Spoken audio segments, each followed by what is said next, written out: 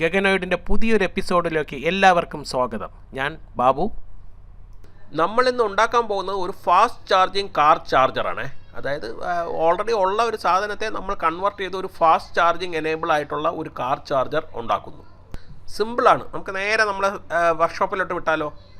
ഇതെൻ്റെ കാറിൽ യൂസ് ചെയ്യുന്ന ഒരു കാറിൻ്റെ 12 വോൾട്ട് അഡാപ്റ്റർ ഇല്ലേ, 12 വോൾട്ട് സോക്കറ്റ്, അതിനകത്ത് യൂസ് ചെയ്യുന്ന ഒരു പവർ സപ്ലൈ യൂണിറ്റാണ്. ഇതെന്ന് പറഞ്ഞാൽ എൻ്റെ കാറിൻ്റെ റിവേഴ്സ് ക്യാമിന് ഒരു ക്യാമറ ഉണ്ടായിരുന്നു. അപ്പോൾ അതിൻ്റെ ഡിസ്പ്ലേയിൽ യൂസ് ചെയ്തിരുന്ന ഒരു ഇതാണ്. ഇപ്പോൾ അതൊക്കെ പോയി, അടിച്ചു പോയി, വർക്ക് ചെയ്യുന്നില്ല, ഡിസ്പ്ലേ ഒക്കെ പോയി. അപ്പം അതിൻ്റെ ഈ ഒരു സാധനം ഉണ്ടല്ലോ, ഈ കാറിൻ്റെ സോക്കറ്റിൽ യൂസ് ചെയ്യുന്ന സാധനം, അതിനെ വെച്ച് ഞാനൊരു ഒരു മൊബൈൽ ഫോൺ ചാർജർ ഉണ്ടാക്കാൻ പോവുകയാണ്. അതും സാധാരണ മൊബൈൽ ഫോൺ ചാർജറല്ല, ഒരു ഫാസ്റ്റ് ചാർജിങ് മൊബൈൽ ഫോൺ ചാർജറാണ് ഉണ്ടാക്കാൻ പോകുന്നത്. കാരണം നമ്മളതിൽ ഓൾറെഡി ഉള്ളതെന്ന് പറഞ്ഞാൽ എൻ്റെ കയ്യിൽ ഓൾറെഡി ഉള്ളത് സ്ലോ ചാർജിങ് ആണ്. അത് 5 വോൾട്ട് മാത്രം സപ്ലൈ ചെയ്യാൻ പറ്റുന്ന ഒന്നാണ്. പക്ഷേ എൻ്റെ ഇത് ഉണ്ടാക്കാൻ പോകുന്നത് നമ്മൾ QC3 എന്ന് പറയുന്ന അല്ലെങ്കിൽ QC2 സപ്പോർട്ടുള്ള, അതൊക്കെ വേർഷൻ പ്രോട്ടോക്കോൾ, അത് QC3യും QC2.0യും സപ്പോർട്ട് ചെയ്യുന്ന ഒരു മോഡ്യൂളിനെ വെച്ചാണ് ഞാൻ ഉണ്ടാക്കാൻ പോകുന്നത്. ഇതാണ് ആ മോഡ്യൂൾ. ഇതിന് ഞാൻ ഒന്നുകൂടെ സൂം ചെയ്ത് കാണിച്ചു തരാം. ഇതാണ് QC3 സപ്പോർട്ട് ഉള്ള മോഡ്യൂൾ. QC3യും QC2വും സപ്പോർട്ടുള്ളതാണ്. ഇത്രയും കമ്മ്യൂണിക്കേഷൻ സപ്പോർട്ട് ഇതിനകത്തുണ്ട്. QC2വും QC3, അതായത് QC3 ആണ്. ഈ സാധനം ഇപ്പുറത്ത് എഴുതിയിരിക്കുന്നത് QC3 ആണ്. ഇത്രയും സപ്പോർട്ടുണ്ട്. അപ്പം മൊബൈൽ ഫോൺ, നമ്മുടെ ഐഫോണൊക്കെ നിങ്ങൾക്ക് ചാർജ് ചെയ്യാൻ യൂസ് ചെയ്യാം. പക്ഷേ ഇവിടെ ഒരു ചെറിയൊരു ഇത് കൊടുത്തേക്കാനുണ്ട്. ഇതൊരു ഹീറ്റ് സിങ്കിൻ്റെ പോർഷനാണ്. നിങ്ങൾക്ക് അഡീഷണൽ ഹീറ്റ് സിങ്ക് വേണമെങ്കിൽ സപ്ലൈ ചെയ്യാം. ഈ ഒരു ചിപ്പിൻ്റെ ഹീറ്റ് സിങ്കാണ് ഈ കൊടുത്തേക്കുന്നത്. അഡീഷണൽ ഹീറ്റ് സിങ്ക് വേണമെങ്കിൽ കൊടുക്കാം. കാരണം ഇത് നന്നായിട്ട് ചൂടാവുന്നുണ്ട്. ചാർജ് ചെയ്യും, ഫാസ്റ്റ് ചാർജിങ് നടക്കുമ്പം ചൂടാവുന്നുണ്ട്. സ്ലോ ചാർജിങ്ങിൽ ചൂടാവില്ല. അപ്പം ഒരു പോർട്ടേ ഉള്ളൂ. തൽക്കാലം എനിക്ക് അത് മതി. കാരണം ഇത് എൻ്റെ ഒരു പ്ലാൻ എന്ന് പറഞ്ഞാൽ, ഇത് ഇവിടെ ഒരു 5 വോൾട്ട് സപ്ലൈ കാണും. ഇതിനെ നമുക്ക് പൊളിച്ച് നോക്കാം.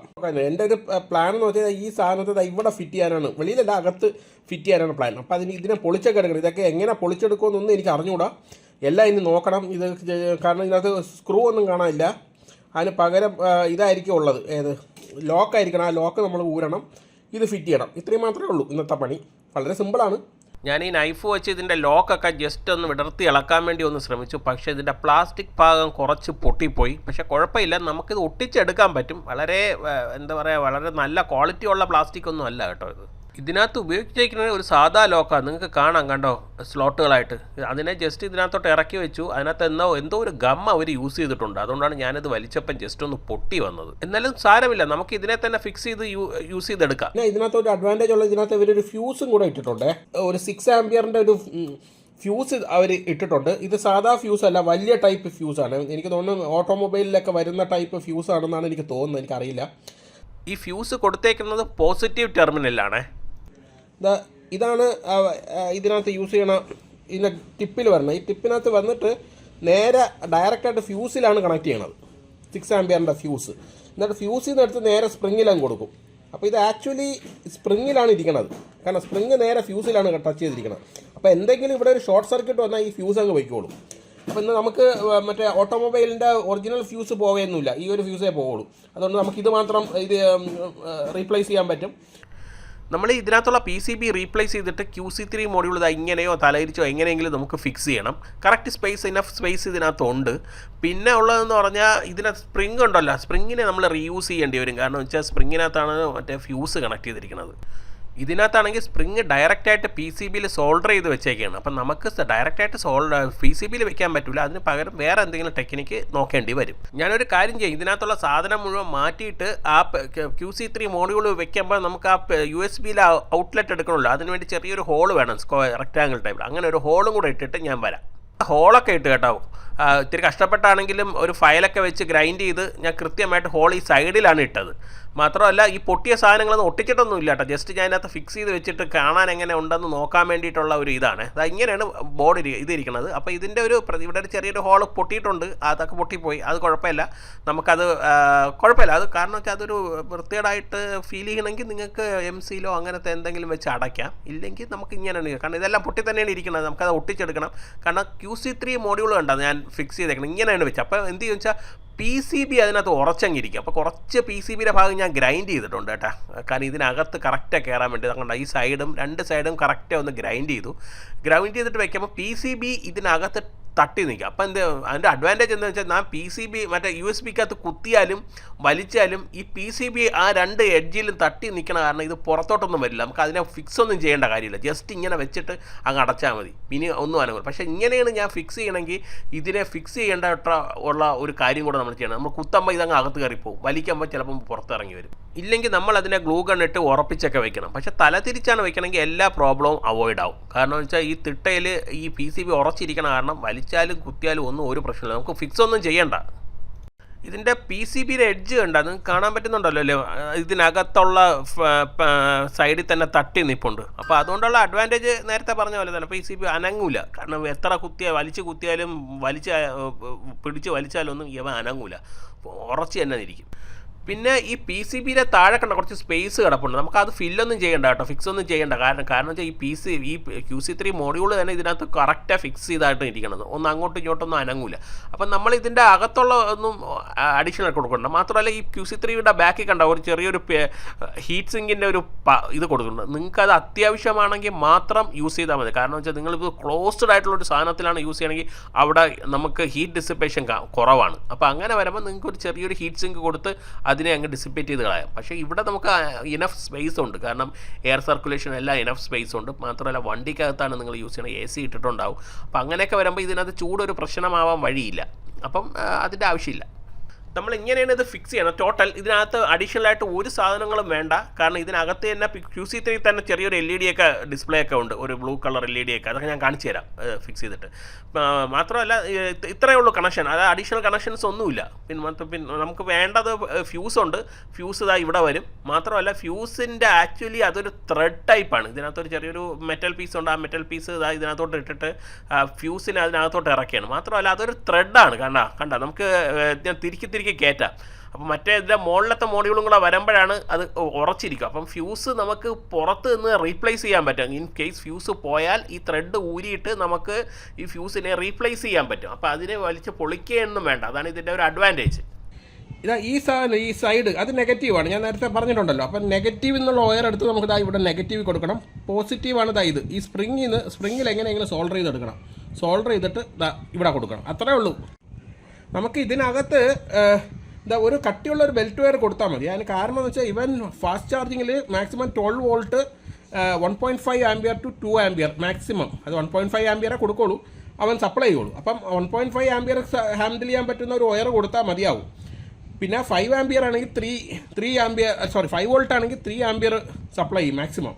നമുക്ക് അത്രയും കൊടുത്താൽ മതി. അതിൽ കൂടുതലൊന്നും കൊടുക്കണം. കാരണം ഈ ഒരു ചിപ്പ് അതിനെയൊക്കെ കൺട്രോൾ ചെയ്തിട്ടാണ് യൂസ് ചെയ്യുന്നത്.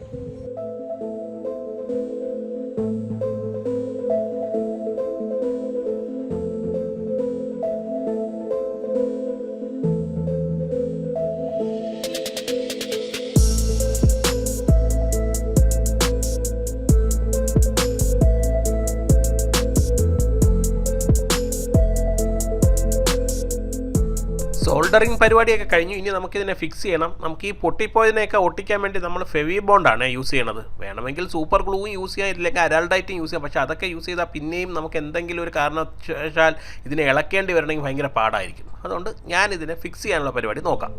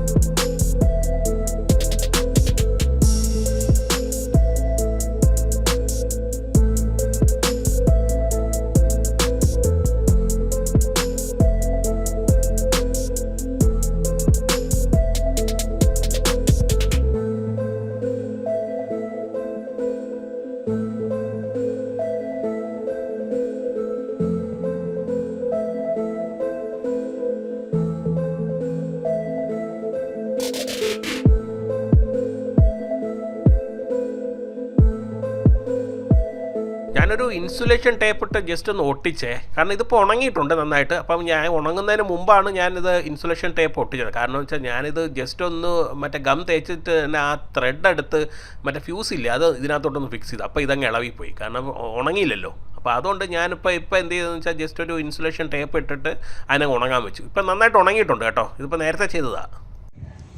ഇനി നമുക്ക് ഫ്യൂസും കൂടെ ഇടണം. അപ്പോൾ ഫ്യൂസും കൂടെ ഒന്ന് ജസ്റ്റ് ഫിറ്റ് ചെയ്തതിന് ശേഷം നമുക്ക് ടെസ്റ്റിങ്ങിലോട്ട് പോവാം. ഫ്യൂസ് ഇടാൻ വളരെ എളുപ്പമാണ്, ഒന്നും വേണ്ട. ഫ്യൂസ് ഇങ്ങനെ എടുക്കുക, ഇതിനകത്തോട്ട് അങ്ങ് ഇറക്കി വയ്ക്കുക, ഈ സാധനം ഇതിനകത്തോട്ട് വയ്ക്കുക, ജസ്റ്റ് ത്രെഡ് ചെയ്യുക. ദാറ്റ്സ് ഇറ്റ്, ഇത്രേ ഉള്ളൂ.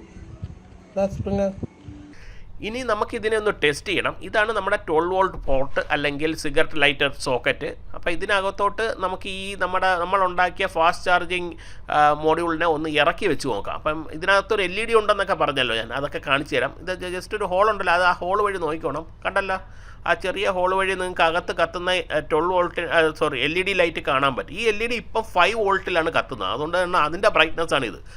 ഇപ്പം ഫാസ്റ്റ് ചാർജിങ് എനേബിൾ ആവുമ്പം ഈവൻ 12 വോൾട്ട് സപ്ലൈ, അപ്പോൾ ഇതിൻ്റെ ബ്രൈറ്റ്നസ് കൂടും. ഞാൻ അതും കാണിച്ചു തരാമേ. ഞാൻ കുറച്ച് സൂം ചെയ്ത് എടുത്തിട്ടുണ്ടേ. ഇപ്പം നിങ്ങൾക്ക് ആ ബ്ലൂ LED കൃത്യമായിട്ട് കാണാമല്ലോ അതിൻ്റെ ഇടയിൽ കൂടെ. അതിൻ്റെ ബ്രൈറ്റ്നസ്സും കൂടെ ഒന്ന് ശ്രദ്ധിച്ച് വെച്ചോണേ, കാരണം വെച്ചാൽ ഫാസ്റ്റ് ചാർജിങ് എനേബിൾ ചെയ്യുമ്പോഴുള്ള ബ്രൈറ്റ്നസ്സും കൂടെ ഞാൻ കാണിച്ചു തരാം. ഇനി നമുക്ക് ഇതിനകത്ത് ഒരു USB കേബിൾ കണക്ട് ചെയ്യാം. ചാർജിങ് കേബിൾ, ടൈപ്പ് സിയുടെ ചാർജിങ് കേബിളാണ് നമ്മൾ ഇതിനകത്ത് കണക്ട് ചെയ്യുന്നത്. കാരണം നോർമലി ടൈപ്പ് സി വരുന്നതിന് മാത്രമേ ഫാസ്റ്റ് ചാർജിങ് ഉള്ളൂ കേട്ടോ. അപ്പം ഞാൻ ഇതിൻ്റെ കേബിൾ കണക്ട് ചെയ്യുന്നുണ്ട്. വളരെ സിമ്പിളായിട്ട് കുത്തിക്കയറ്റാം, ഒരു പ്രശ്നവും ഇല്ല. ഇതിനകത്ത് കണ്ടോ, നോക്കിക്കോ. ഞാൻ ജസ്റ്റ് ശ്രദ്ധിച്ചോ, ഇതിനകത്ത് ഒരു ടൈപ്പിലേക്ക് കയറുള്ളൂ. ജസ്റ്റ് ഇതാ ഒരു പാടുമില്ല ഇതിനകത്തോട്ട് കയറ്റാം. ജസ്റ്റ് അങ്ങ് തള്ളി, ഇത്രയേ ഉള്ളൂ. എൻ്റെ ഓൾറെഡി ഞാൻ യൂസ് ചെയ്യുന്ന ഈ ചാർജിങ് അഡാപ്റ്ററാണ് 12 വോൾട്ടിൻ്റെ. ഇതിനകത്ത് ഇതൊന്നുമില്ല, ഫാസ്റ്റ് ചാർജിങ് ഒന്നുമില്ല. 5 വോൾട്ട് മാത്രമേ ഉള്ളൂ. ഒരെണ്ണം 1 ആംപിയറും ഒരെണ്ണം 2.1 ആംപിയർ സപ്ലൈ.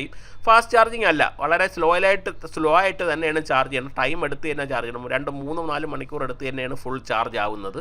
അപ്പം നമുക്ക് ഇതിനെയും റീപ്ലേസ് ചെയ്ത് ഫാസ്റ്റ് ചാർജിങ് മോഡ്യൂൾ ആക്കാം. കാരണം ഈ 2 PCB ഉണ്ടല്ലോ, ഇതിനെ ഇളക്കി മാറ്റിയിട്ട് നമ്മുടെ ഫാസ്റ്റ് ചാർജിങ് പോർട്ട് വെച്ചാൽ മതി. അതിന് വെക്കേണ്ട സ്പേസ് ഒക്കെ എനഫ് ഇതിനകത്തുണ്ട് കേട്ടോ.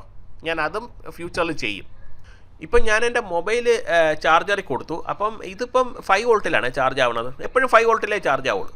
അപ്പം ഞാൻ യൂസ് ചെയ്യുന്ന മൊബൈലും ചാർജിങ് കേബിളും ഫാസ്റ്റ് ചാർജിങ് സപ്പോർട്ടീവ് ആണെങ്കിൽ മാത്രമേ ചാർജർ 9 വോൾട്ടും 12 വോൾട്ടും നമുക്ക് തരുള്ളൂ. അപ്പോൾ അതിന് വേണ്ടി എന്ത് ചെയ്യും, ഫസ്റ്റ് ചാർജർ കൊടുക്കുമ്പം നമ്മൾ കണക്ട് ചെയ്യുമ്പോൾ 5 വോൾട്ടിലായിരിക്കും ചാർജ് ചെയ്യണം. അപ്പം മൊബൈൽ എന്ത് ചെയ്യും, ഒരു സിഗ്നൽ തിരിച്ച് ചാർജറിന് കൊടുക്കും. അതായത് ഞാൻ ഫാസ്റ്റ് ചാർജിങ് എനേബിൾഡ് ആയിട്ടുള്ള ഡിവൈസ് ആണെന്ന് പറഞ്ഞു. ഇതിന് ഹാൻഡ് ഷേക്കിംഗ് എന്നാണ് പറഞ്ഞത്.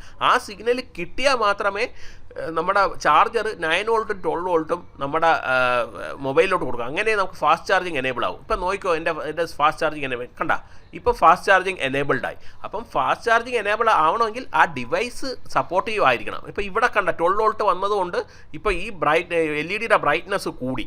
അത് നമുക്ക് കണ്ടാൽ അറിയാം, നേരത്തെ ബ്രൈറ്റ്നസ് ഇതും തമ്മിൽ കമ്പയർ ചെയ്യുമ്പോൾ മനസ്സിലാവും. അപ്പം അങ്ങനെയാണ് ഇത് വർക്ക് ചെയ്യുന്നത്.